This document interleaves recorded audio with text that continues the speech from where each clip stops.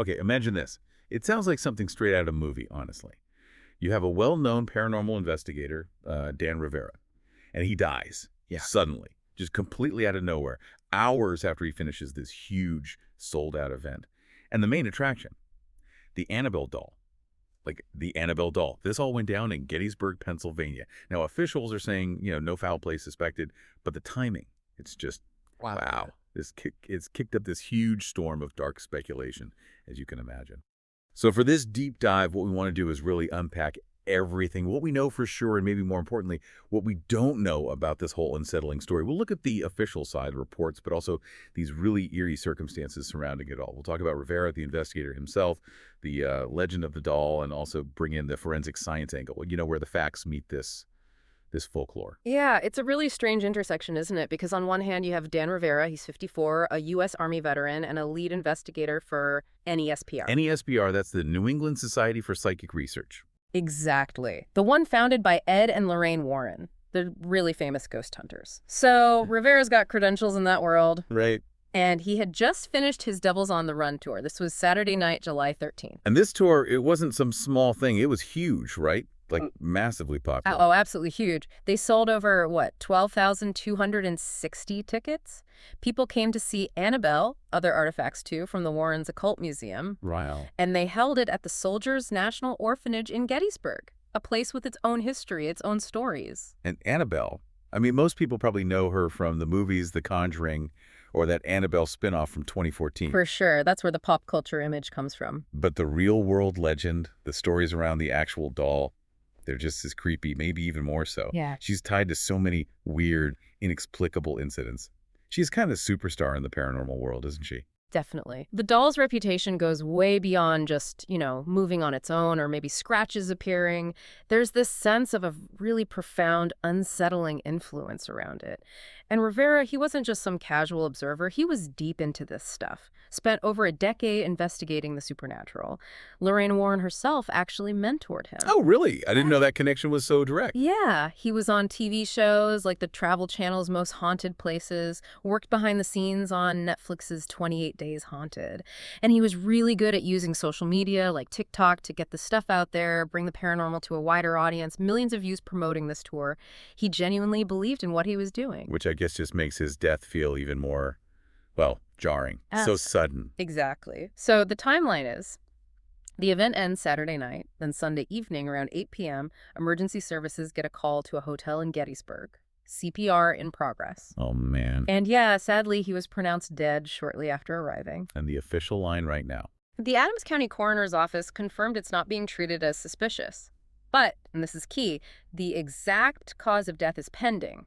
They're waiting on autopsy results, which could take 60 to 90 days. So nothing suspicious, but also we don't know yet. Pretty much. And given the context, who he was, what he'd just been doing, the object involved that we don't know yet part, that's where all the speculation comes flooding in. You just can't ignore the circumstances. No, you really can't. Especially because he wasn't just displaying the doll. He actively took precautions. Yeah. Right? He respected the power attributed to it. He absolutely did. He had this custom protective case built for Annabelle, really elaborate, with 3 crosses, vials of holy water embedded in it. He clearly understood the lore, the danger people associated with her.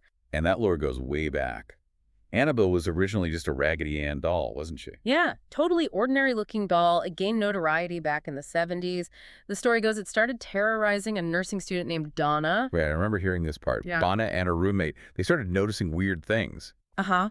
Stuff moving, notes appearing. So they consulted a medium, and the medium told them the doll was inhabited by the spirit of a young girl, Annabelle Higgins. And the roommates, they actually felt sorry for it at first, tried to accommodate the spirit. Apparently so. But according to the Warrens' account, the activity escalated, became malicious, even violent.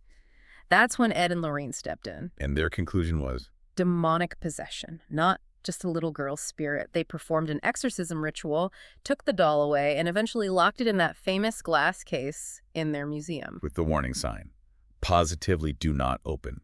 Chilling stuff. It really is. And it's fascinating, isn't it, how a simple doll becomes this cultural icon. It's partly the alleged incident, sure, but it's also about our collective willingness to believe these stories, to tell them. Yeah. Over the years, the claims about Annabelle just grew, moving on her own, levitating, scratching people. There are even stories, though less substantiated, about her causing a fatal car crash involving someone who mocked her, or even attacking someone. Whether those are fact or folklore, they definitely fueled the Conjuring movies and made Annabelle a household name. Okay, so that's the context, the heavy speculation. But let's pivot to the science for a minute. We hear the coroner saying Rivera's death was nothing suspicious. What does that actually signal from a medical examiner's perspective, especially early on? Let's say for someone like forensic pathologist Mary Jambelic, who commented on cases like this. Right. So nothing suspicious initially is basically an assessment based on the immediate scene. It usually means there were no obvious signs of foul play, like no visible trauma, no gunshot wounds, no overt signs of a struggle or poisoning right there at the scene. So it rules out the most obvious external causes. Exactly. But it's very preliminary, especially if it's an unwitnessed death like this seems to be. A pathologist has to be incredibly thorough. They look for everything: signs of homicide, subtle trauma, hidden injuries, the scene evaluation, the person's history, and then the full autopsy are all crucial. That initial nothing suspicious can definitely change as more information comes in. Okay, so it's really just step one. For Rivera's case specifically, given his age, the suddenness, no obvious trauma, what are pathologists actually looking for in the autopsy? Well, they'd systematically retrace his last 24, maybe 48 hours. What did he eat? Where did he go? Any substances consumed, prescribed, over-the-counter, illicit? Did he complain of anything beforehand, like chest pain, shortness of breath? His full medical history is vital. So building a picture of his health leading up to it. Precisely. Then the autopsy itself starts with a really detailed external exam, looking for tiny clues, subtle bruises, injection marks, anything unusual. Then comes the internal exam, organ by organ, checking for disease, abnormalities, hidden trauma. Especially the heart and brain in a sudden collapse case like this. They're trying to find any physiological reason for someone relatively young and seemingly healthy to just die, especially considering the potential stress of the event he just ran. And when they say the cause of death is pending, like it is now for Rivera, what does that usually point to? Are they just stumped or waiting on specific tests? Most often, pending means they're waiting on toxicology results. That's standard procedure in unexplained deaths. They test blood, urine, tissue samples for a wide range of drugs, medications, poisons, chemicals, anything that could have contributed. Okay. So that takes time. It does. Toxicology labs are often backlogged. It can also mean they're waiting for other specialized tests, maybe neuropathology if they suspect something subtle in the brain, or genetic testing in some cases. So yeah, pending usually means more information is needed before they can make a definitive ruling. That's why it can take those 60 to 90 days, sometimes even longer. Okay. And let's say, hypothetically, they eventually rule it natural causes. What does that actually cover? It sounds very broad. It is broad. Natural causes is the most common manner of death finding. It simply means the death resulted from a disease process or aging without any external factors like trauma or poisoning playing a significant role. So that could be anything from a heart attack, a stroke, complications from cancer, severe infection like pneumonia, organ failure. Lots of possibilities. So even if it seems sudden to us, there could be an underlying condition. Exactly. Sometimes the cause is very clear during the autopsy, like evidence of a massive heart attack or burst aneurysm. Other times they might find underlying disease, say significant coronary artery disease, but no single smoking gun event. In those cases, they might conclude it was likely an arrhythmia, an electrical disturbance in the heart, triggered by that underlying disease. They basically rule out everything else, trauma, drugs, etc., to arrive at natural. Right. So even without anything supernatural, the human body itself can present these mysteries. Which leads to maybe the most unsettling question here, given all the speculation. Is it possible for someone to die, and even after a full forensic workup, the pathologists are just left shrugging? They rule out trauma, disease, drugs, everything they can test for, and the answer is just, we don't know. It is possible, yes. It's rare, and it's deeply unsatisfying for everyone involved, the investigators, the family, obviously. But it happens. We see it sometimes in sudden infant death syndrome, SID, where seemingly healthy babies die inexplicably.